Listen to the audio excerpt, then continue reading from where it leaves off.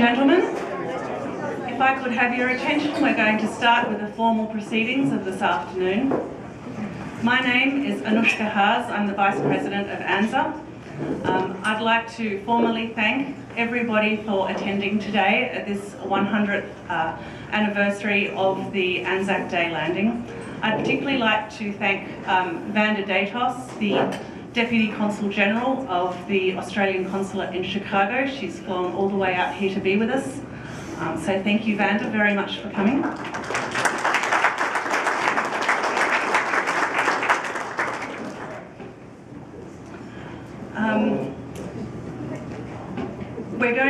We're going to start right now with, I'd like you all to be upstanding for the national anthems of Australia, New Zealand and the United States.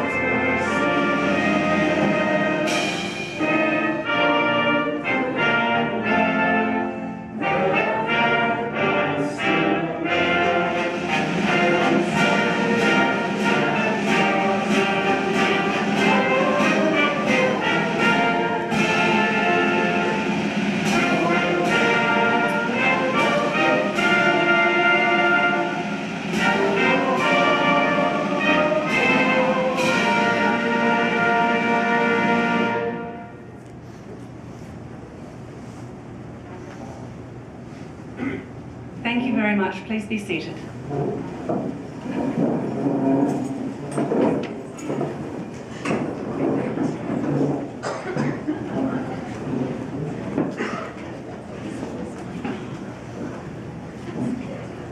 So this afternoon we do have a couple of treats in store.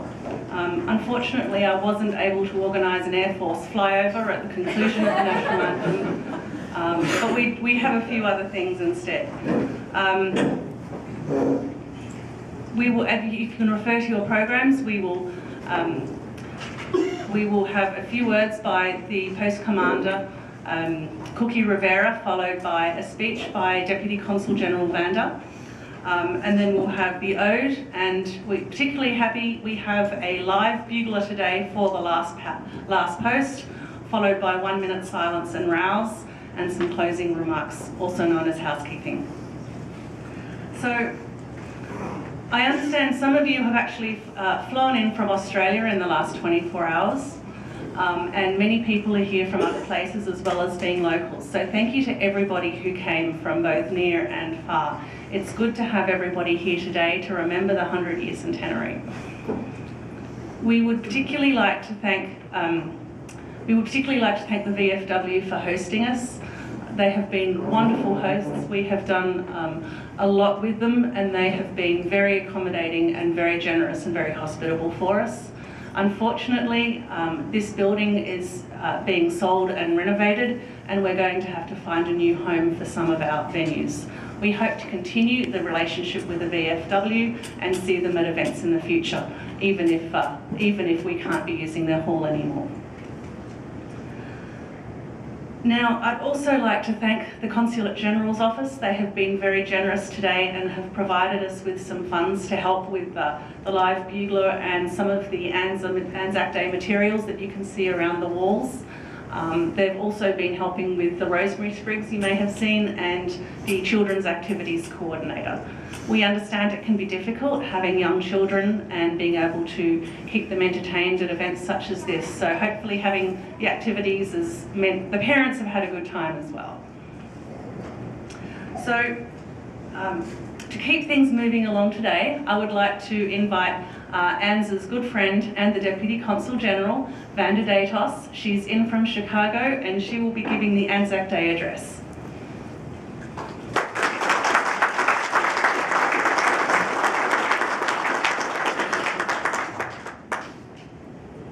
2015 marks the 100th anniversary of the ANZAC landing at Gallipoli. It was the beginning of a gruelling 8-month campaign. Like thousands of our fellow citizens who gather today at memorials in cities, suburbs and towns across Australia, New Zealand and the world, we've come here to commemorate one of the most significant events on our national calendar.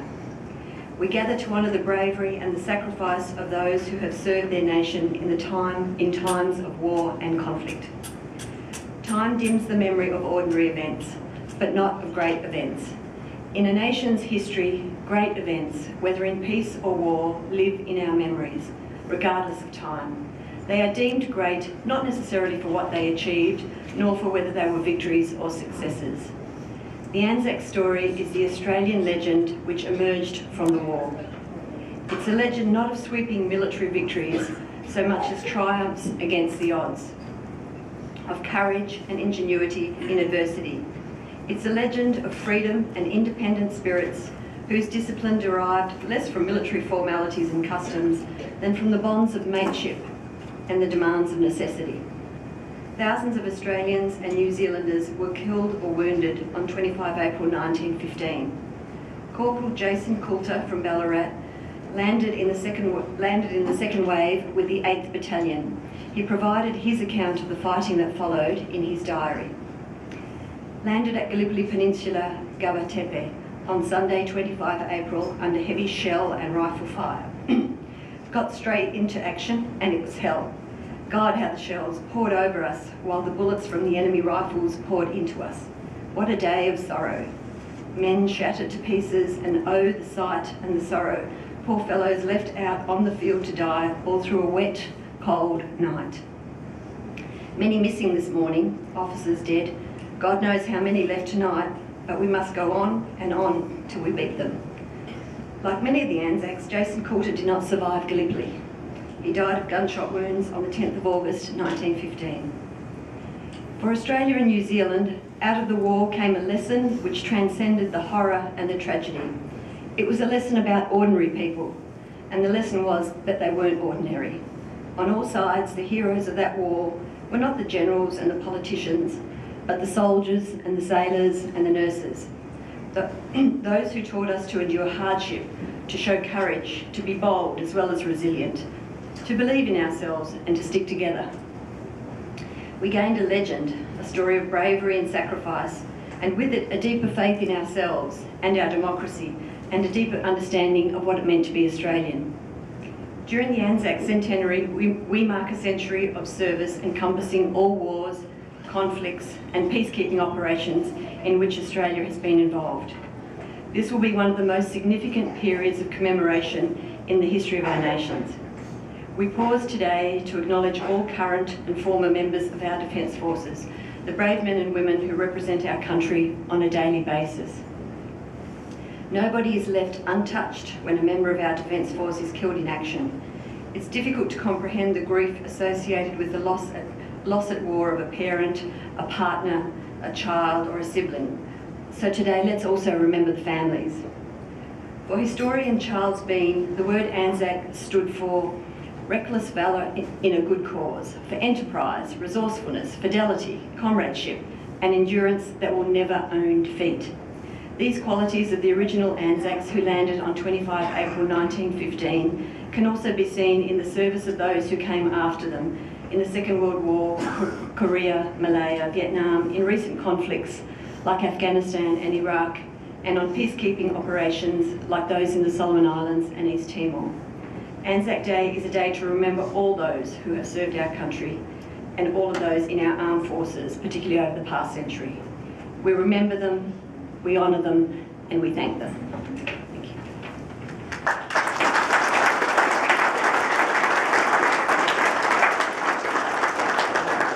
Thank you, Vanda. I would now invite Post Commander Cookie Rivera to speak.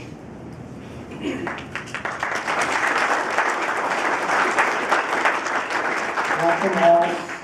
I'm honored to be part of your centennial commemoration. On behalf of all our members of the Veterans of Foreign Wars, welcome, and Vanda, and make sure I get this right. Major General Simon Lewis, retired, and wife Mimi, welcome, and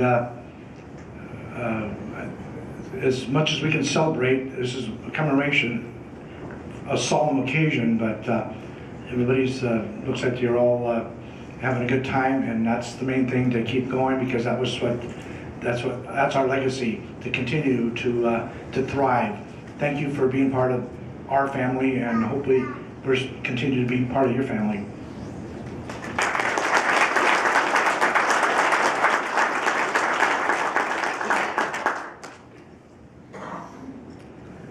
I would like to invite Major General Simon Willis to come and give the ode.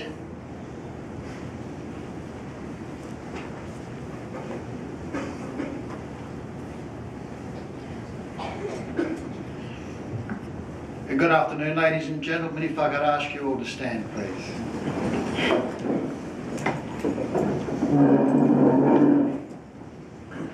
They shall not grow old, as we that are left grow old. Age shall not weary them, nor the years condemn. In the going down of the sun and in the morning, we will remember them. We will remember them. Lest we forget. Lest we forget.